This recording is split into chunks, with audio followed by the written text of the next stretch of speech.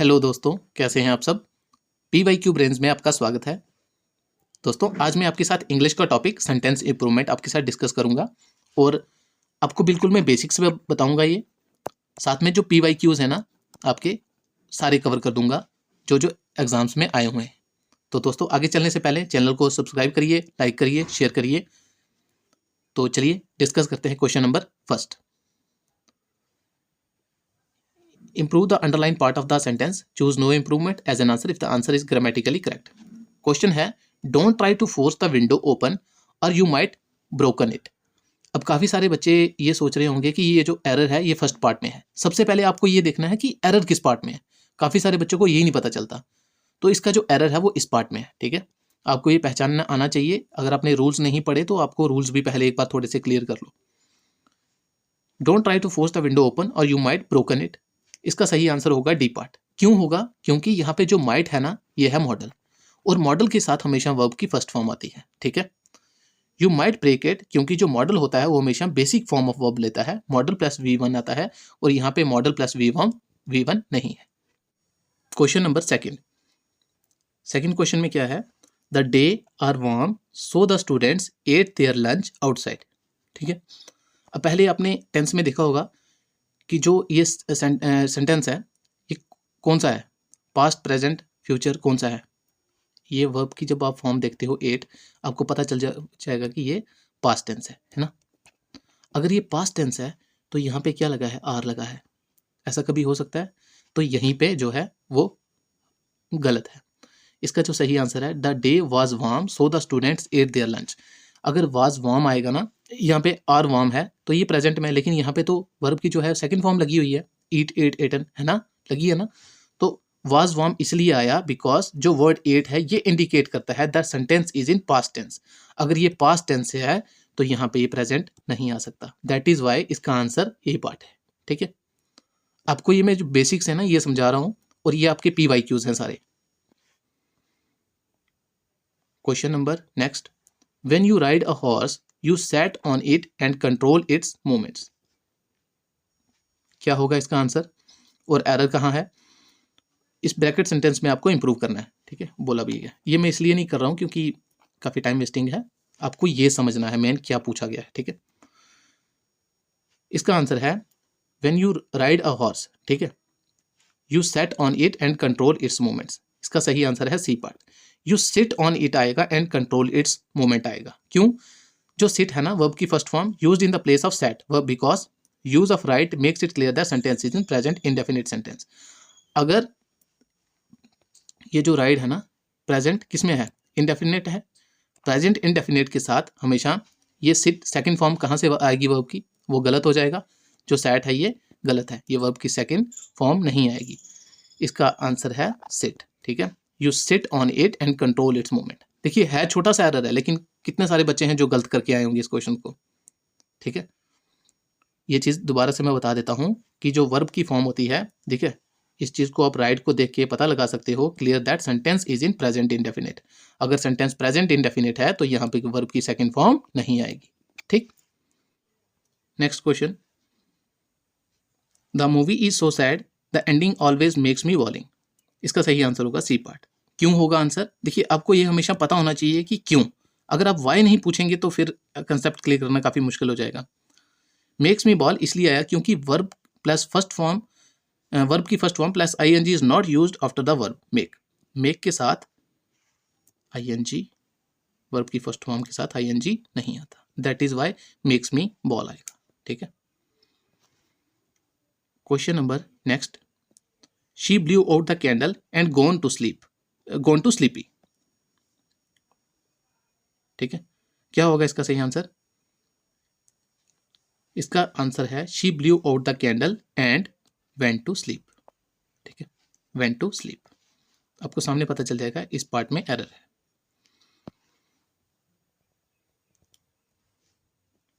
दो a foreigner mother Teresa settled in Calcutta and made it her home. अब देखो, क्या यहाँ पे एरर आप पता लगा सकते हो कि नहीं? ठीक है, एरर है इस पार्ट में।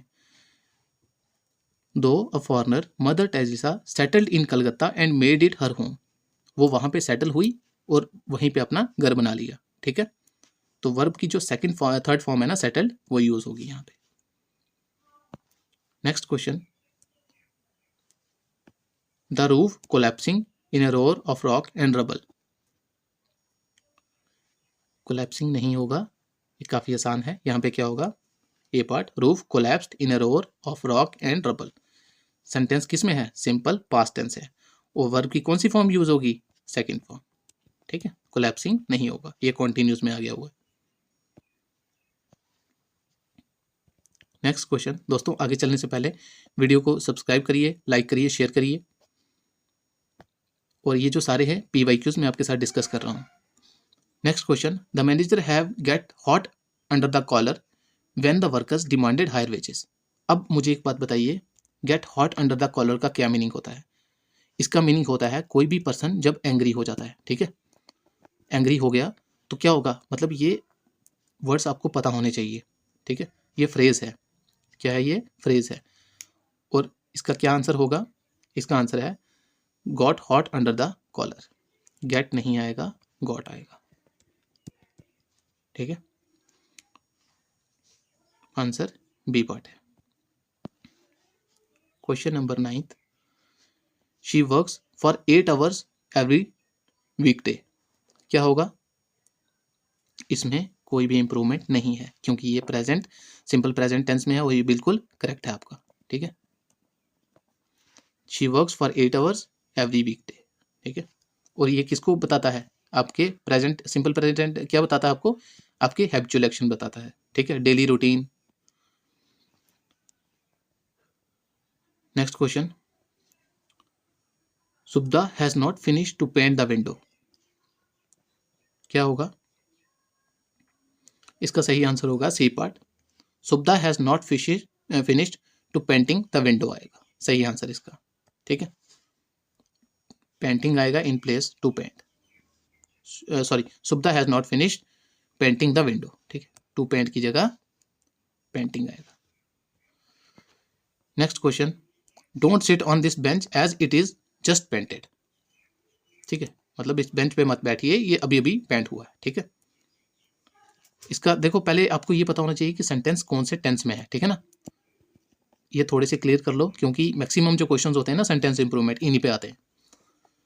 क्या आंसर होगा इसका, इसका सही आंसर है D part, it has just been painted आएगा।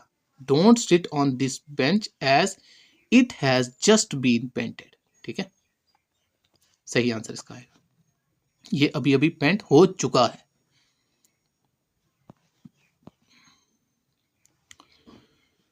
Next question, my friend is owning an expensive cell phone. ठीक है, और ये बहुत आसान क्वेश्चन है, ये काफी सारे एग्जाम में आया है, सीधा एरर आपको पता चल जाएगा। माय फ्रेंड क्या है, माय फ्रेंड ओन्स आएगा। ठीक है, एन एक्सपेंसिव सेल फोन। ठीक है, और ये सेंटेंस किस में है, ठीक है, ये भी हमेशा सिंपल प्रेजेंट टेंस में है। और ये जो सिंपल प्रेजेंट टेंस है, इसमें जो वर्ब है वो कैसा यूज होगा, आप कमेंट में बताना।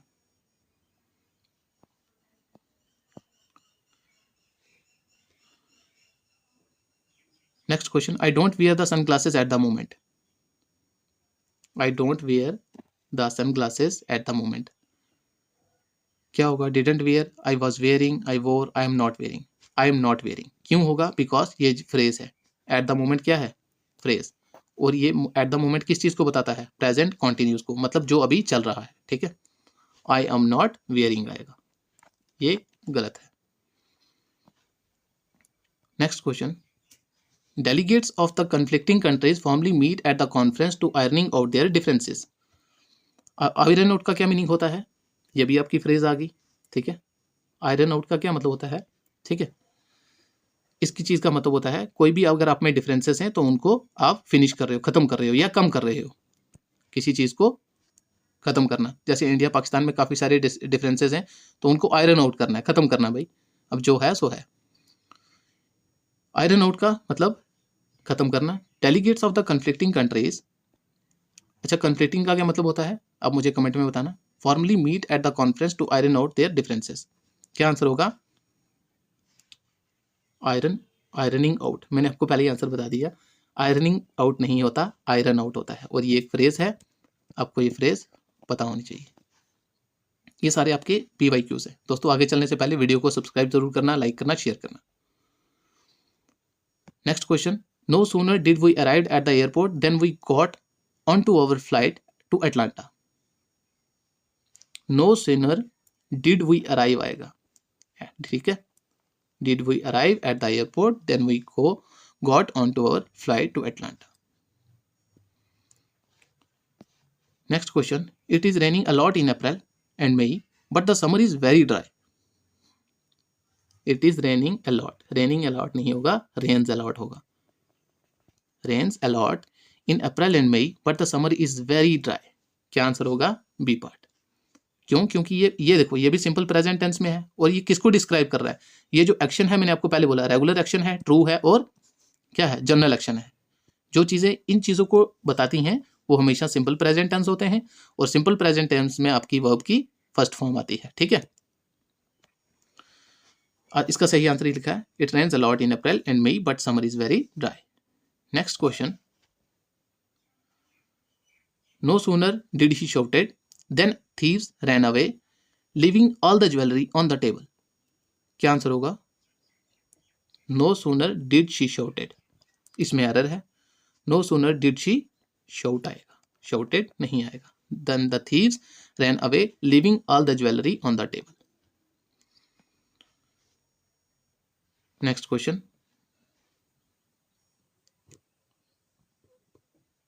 I won't bore you with the details, but I finally finished my taxes. अब देखो यहाँ पे won't bore लगा है ना, तो यहाँ से आप समझ जाना कि ये सेंटेंस किस में है? पास्ट टेंस में है, ठीक है।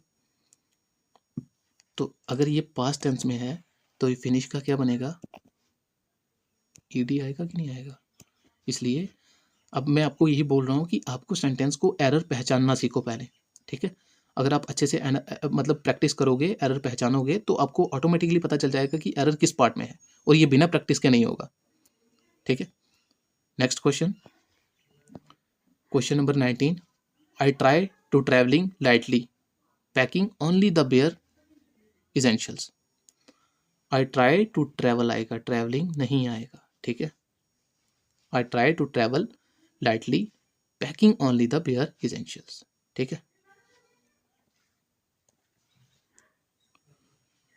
Next question,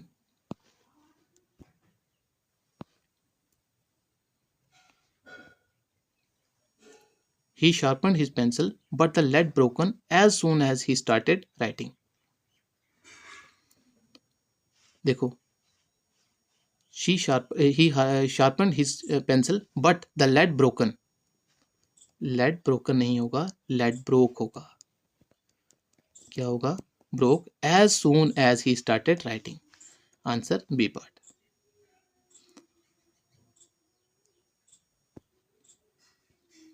next question, question number 21, the government has been building more schools to provide education at the secondary level।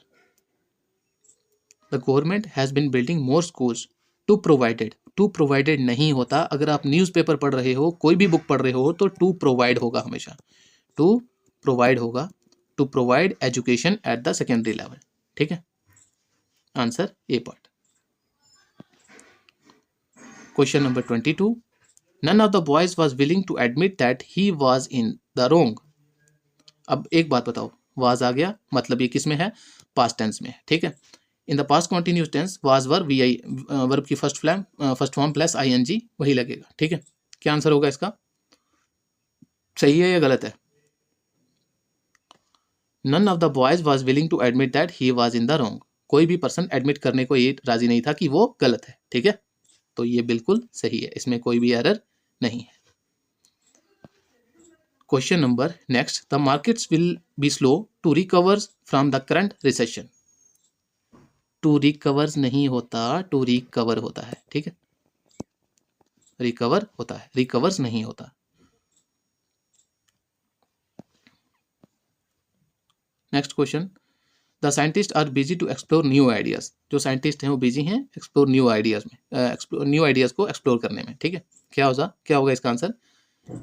Exploring होगा, क्योंकि वो अभी कर रहे हैं, ठीक है, कॉन्टिन्यूज में आएगा ये। Next question, who ever performs exceptionally well he will be promoted immediately. क्या होगा इसका answer? Who ever performs exceptionally well he will be promoted immediately. इसका आंसर आप मुझे कमेंट में बताना। दोस्तों आगे चलने पहले वीडियो को सब्सक्राइब जरूर करिए, लाइक करिए, शेयर करिए। और इंग्लिश के और भी अगर किसी टॉपिक पे आपको एमसीक्यू चाहिए, पीवाईक्यूज जो भी आपको चाहिए, आप मुझे कमेंट में बताना, मैं आपके लिए वो वीडियो अपलोड कर दूंगा। तो थैंक यू सो मच।